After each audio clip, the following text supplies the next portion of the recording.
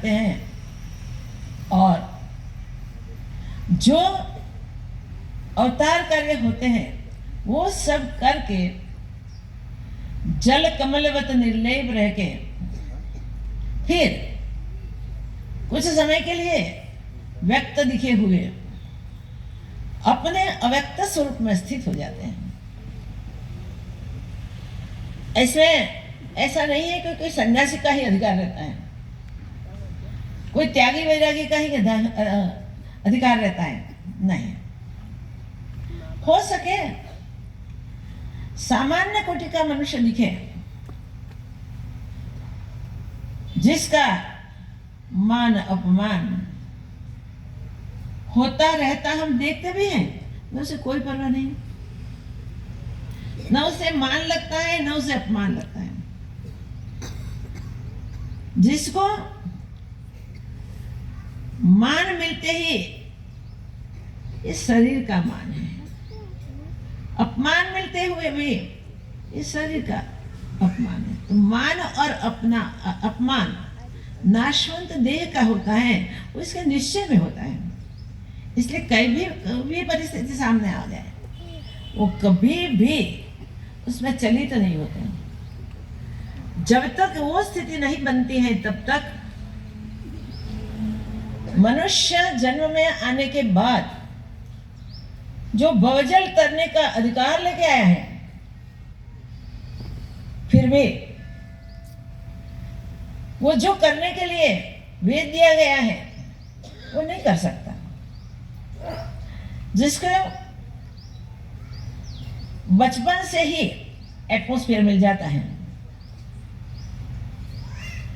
जिसकी पसंद देखो तो खेल कूद सब इसी दिशा की होती है, और फिर कहीं ना कहीं से वो अपना मार्ग ढूंढ लेता है। इसके लिए संसार छोड़ के जीव को कहीं जाने की आवश्यकता ही नहीं है, क्योंकि संसार कहाँ नहीं है भाई। जहां जाएंगे वहां संसार है। सब कुछ छोड़ के जंगल में चले जाओ, कुछ खाना तो पड़े ना। सूखे पानी खा के वो रहते हैं, वलकल पहन के वो रहते हैं। ठंडी गर्मी किसी की भी इसको आवश्यकता नहीं है। ऐसे कई बच्चे हो गए हैं जो अपना भी उद्धार कर गए हैं और औरों का भी उद्धार कर गए हैं। देखिए, ध्रुव प्रहलाद को हम जानते हैं, बचपन से माँ बाप ध्रुव प्रहलाद की बात बच्चों को सुनाते हैं, मगर उसका हार्द ग्रहण कर सके ऐसे उसकी क्षमता नहीं होती है तब, और माँ बाप की काबिलियत भी नहीं होती, इसलिए वो बच्चे को न मिले ऐसा हो सकता है। मगर जो बच्चे को पूर्व के संस्कार होते हैं उसमें ऑटोमेटिकली काबिलियत आ जाती है और वो कहीं से भी प्राप्त कर लेते हैं। जैसे एरोप्लेन का पेट्रोल है, उसको जलाने के लिए कोई पुरुषार्थ न करना पड़े, फास्ट दूर से ही पकड़ लेता है। कोई स्टोनी पत्थर जैसा कोयला है, उसको आग भी दो, पवन भी डालो, तो भी जल्दी नहीं प्रज्वलित होता। ऐसे मनुष्य भी दो तीन प्रकार के होते हैं। कोई सत्संग ही होता है और वहां से निकल जाता है बच्चा, और कोई एक शब्द सुन ले, उसको सुनने को मिले सत्य के सिवा और कुछ अपने जीवन में नहीं होना चाहिए, तो और साधना की आवश्यकता ही नहीं है। देखिए, और वो पकड़ लेता है, वो अपना कल्याण कर लेता है और का भी कर लेता है। हमको ईश्वर ने वो सामर्थ्य दे के भेजे हैं, जो सामर्थ्य से हम अपना भी कल्याण कर सकते हैं और का सबका भी कल्याण कर सकते हैं। पर मुश्किल ये है, जो विषयाशक्त मनुष्य होता है उसको ये बात जानते हुए भी जानता नहीं है, ऐसा ही व्यवहार होता है इससे, ऐसा नहीं है। काम, क्रोध, मद, मोह, लोभ, मत्सर आदि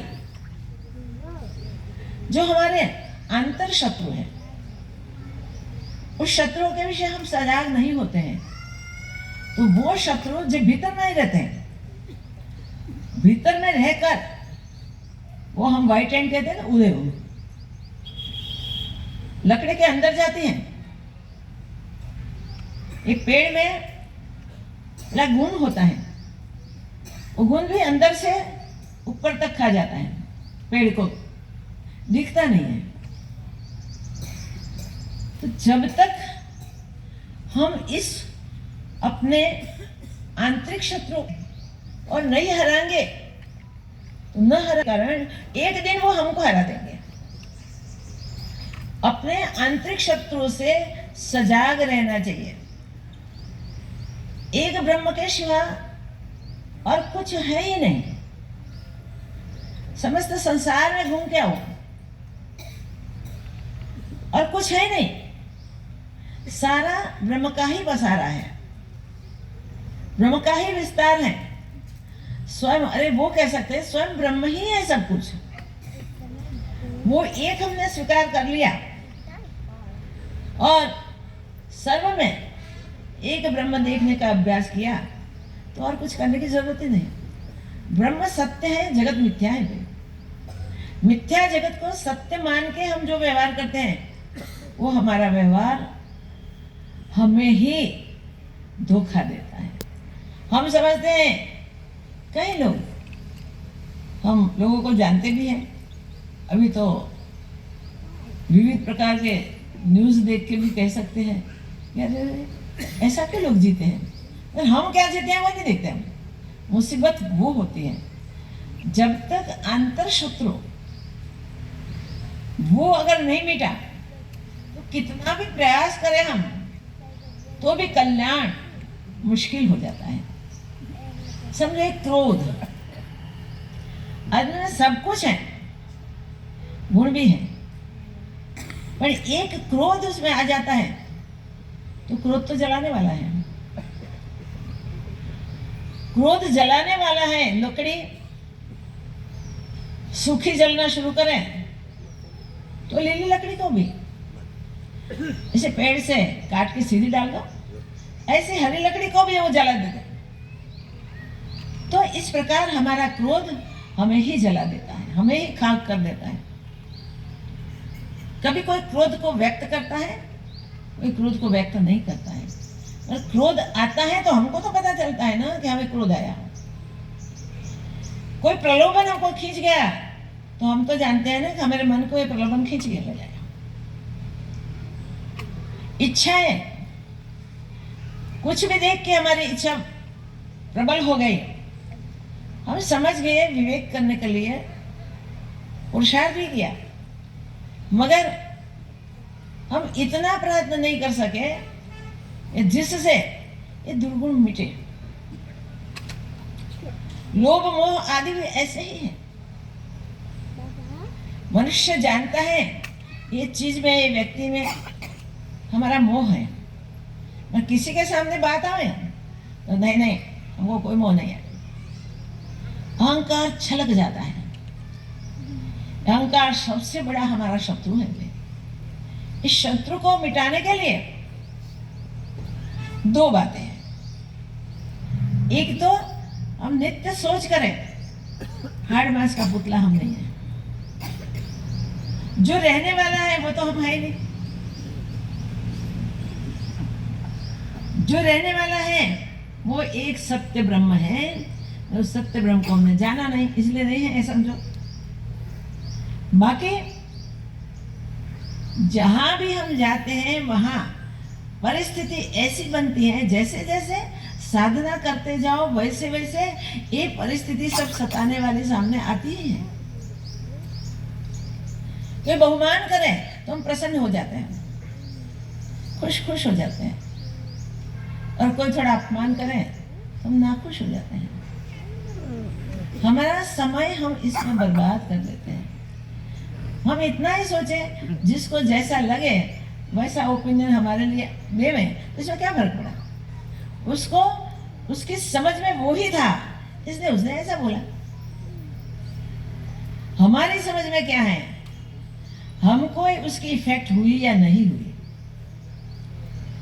कभी हम इंडिविजुअली ऐसे सोचते हैं, कभी कभी हम समूह में ऐसे मिल जाते हैं कि हमको ख्याल नहीं रहता कि हम ये गलती करते हैं, मगर दोष को हटाते नहीं तब तक हमारा कल्याण निश्चिंत नहीं है।